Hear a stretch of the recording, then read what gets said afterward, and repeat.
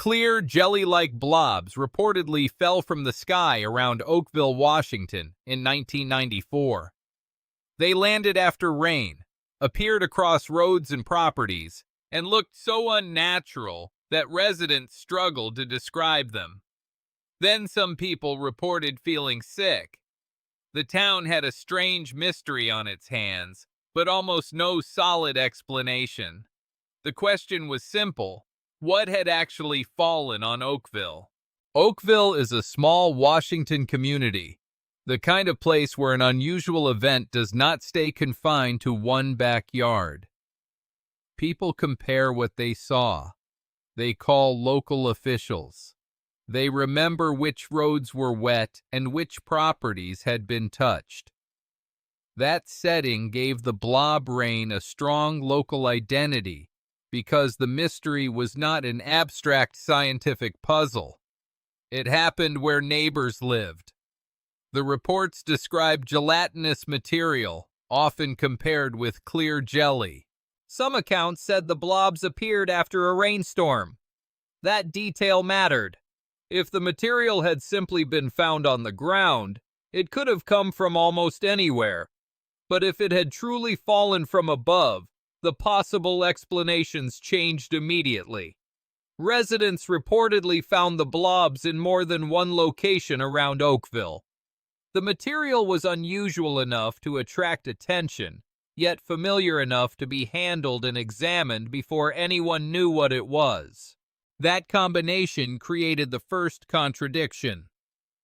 The blobs looked like physical evidence, but their origin was already disappearing into the wet ground, scattered across private property, roads, and fields. Then came the reports of illness. Some Oakville residents later said they felt sick after the blob rain. The accounts became part of the mystery, but they did not automatically prove that the material had caused those symptoms. Illness reports can be important leads, especially when they appear near an unusual environmental event. Still, without clear medical records linking the symptoms to the blobs, the connection remains reported rather than established. Local authorities and public health officials became part of the story. Police records and information linked to the Washington State Department of Health are frequently cited in accounts of the incident. Those records help preserve the basic outline. Strange blobs were reported. Residents raised concerns, and testing or examination was discussed. But the documentation did not produce the clean answer people wanted. That is where Oakville's mystery becomes more complicated. Evidence existed, but it was limited. The material was observed by residents, collected in at least some cases, and connected in local memory to the rain. Yet observation is not the same as identification. Knowing that something is gelatinous does not reveal whether it came from a living organism, a machine, a storm, or an ordinary natural process. Testing was reportedly performed or considered, but the results did not settle the question. Public accounts have mentioned material that did not yield an obvious explanation. That does not mean the samples were proven toxic, biological, or extraterrestrial.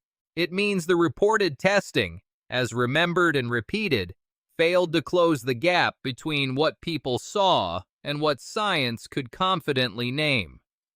The first popular theory focused on bacteria. Some accounts suggested the blobs might have been bacterial material, possibly a substance produced under unusual conditions. That idea sounded scientific, but it remained a theory rather than an accepted conclusion. A possible explanation has to match the appearance, the timing, the distribution, and the reported health concerns. Bacteria alone did not provide a verified answer to every part of the Oakville story. Another theory pointed upward, toward aircraft.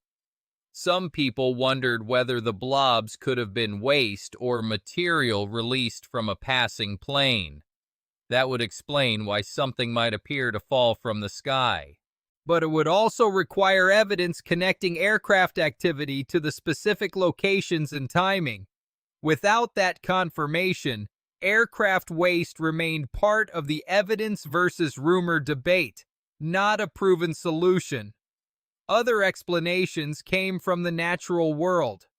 The blobs were sometimes linked to sea life or other biological material carried by storms.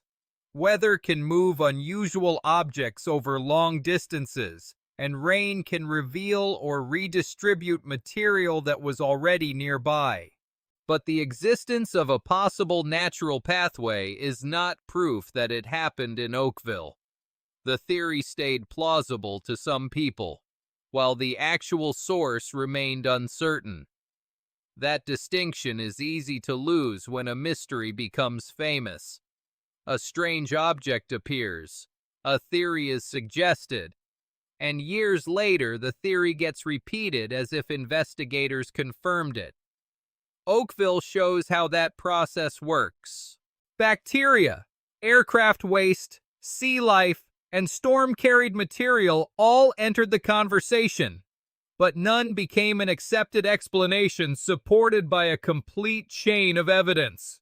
The physical evidence also had a serious weakness. It did not remain available forever. Gelatinous material exposed to rain, soil, heat, and handling can change quickly. Samples can degrade. Descriptions can vary. Once the material is gone, later investigators are left with records, memories, and whatever testing was documented at the time. That makes a fast answer almost impossible, even if the original event was completely ordinary. The timing created another problem. The blobs were associated with rain, but association does not establish a falling object.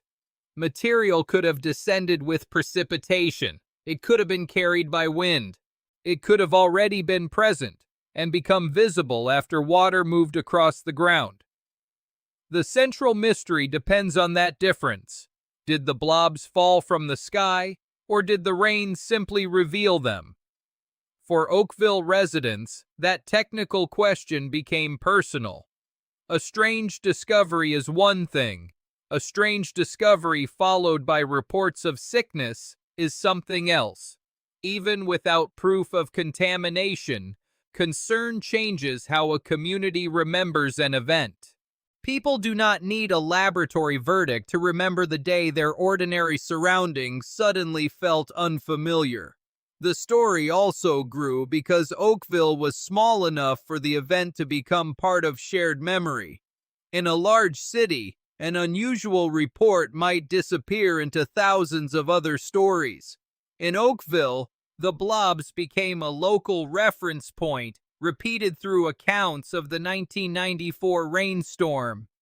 The event changed the town's identity in a subtle way. It gave Oakville a mystery outsiders recognized before they knew much else about the community. But local memory can preserve a story and distort it at the same time. Each retelling may compress uncertainty, strengthen a dramatic detail, or attach a new theory to an old report. The basic event survives. Gelatinous blobs were reportedly found around Oakville in 1994, and some residents reported illness.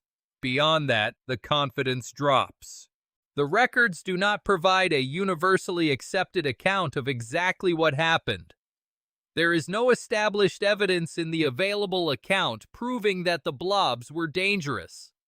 There is also no accepted explanation proving that they were harmless. That uncertainty is uncomfortable, but it is the most responsible conclusion. The illness reports deserve to be acknowledged without being overstated. The testing deserves attention without being treated as more definitive than the documentation allows. So what happened when gelatinous blobs fell in Oakville?